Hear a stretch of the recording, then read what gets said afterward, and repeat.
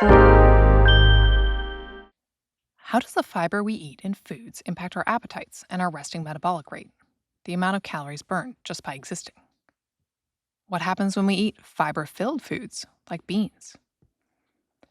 Researchers in Sweden gave people beans for supper, and by the next morning, after their friendly flora had a chance to eat them too, their satiety hormones like PYY were up, their hunger hormone ghrelin was down, and they reported feeling less hungry. The researchers didn't measure subsequent food intake, but a similar study with whole grain rye for supper did, and found a decrease in food intake at lunch the next day. Those who had eaten the fiber-rich food the night before felt fully satiated with about 100 fewer calories at a meal more than 12 hours later. So by eating fiber-rich foods, you're setting yourself up for success. Reduced caloric intake at a single meal or even over a whole day doesn't necessarily translate into long-term weight loss, though, as our body may find ways of compensating. Experimentally delivering short-chain fatty acids directly to the colon every day for months does reduce abdominal fat, liver fat, and overall weight gain. But what about getting them the old-fashioned way, eating fiber through our mouth? A 2022 systematic review and meta-analysis compilation of more than 24 randomized controlled trials of various straight fiber supplements versus placebo found that those study participants in the groups taking the actual fiber lost an average of about 2.5 pounds more than those in the control groups. These were studies only averaging 17 weeks long, though there have been fiber supplementation trials that have lasted up to a year, and they showed significantly more weight loss. The fiber supplement findings were inconsistent, however, presumably because dozens of different fiber types were tested. How much money can you make selling beans? So there are all sorts of fancy new fibers on the market with names like IQPG002AS. The IQP stands for InQPharm, the drug company that came up with it. Ironically, it was found to be quite effective, according, of course, to the employees of said drug company who published the study. Using isolated fiber extracted from plants or made in a lab can be helpful in experimentally proving fiber's effectiveness, apart from all the other healthy components in whole foods. But if anything, one might expect even greater benefits from eating fiber the way nature intended, in intact plant foods.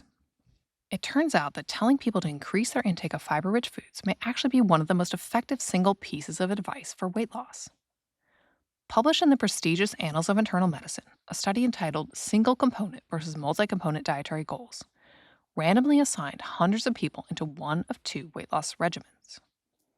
One simply encouraged people to get at least 30 grams of fiber each day, which is about the recommended minimum adequate intake. The other group was advised to follow a far more complex weight loss program recommended by the American Heart Association. In addition to also being advised to hit the 30 daily grams of fiber target, study participants were prescribed carefully calculated calorie intake goals, told to switch from red meat to white, cut down on sugary beverages, reduce sugar and sodium intake across the board, and moderate their alcohol consumption. Even though both groups were told to reach the same fiber target, the group whose sole focus was fiber intake ended up eating more than twice as much extra fiber as the multi-component intervention, and surprisingly, similarly improved the quality of their diets.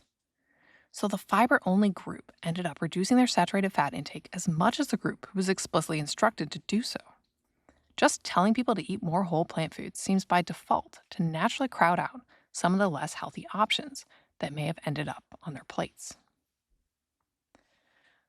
With similar dietary improvements, both groups lost similar amounts of weight, suggesting if you were able to give only one piece of weight loss advice, eating more fiber might not be a bad choice. Of course, it only works if you actually do it. One low-carb study reported favorable results compared to a high-fiber diet. How high was this so-called high-fiber diet? The study participants started out at a terribly low 17.4 grams a day. Unfortunately, that's pretty typical for the United States. That's only about half the average recommended minimum daily intake of 31.5 grams. The human body was designed to consume more than 100 grams of fiber a day.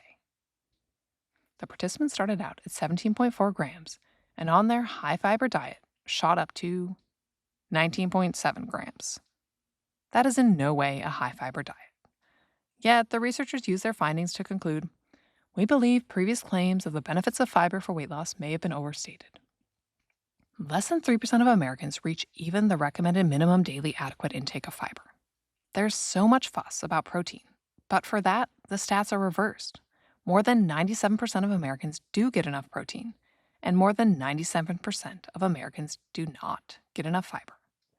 Almost everyone is eating fiber deficient diets, and that's just based on the piddly US dietary recommendations of 14 grams per 1,000 calories, which comes out to be about 25 grams a day for women and 38 grams a day for men.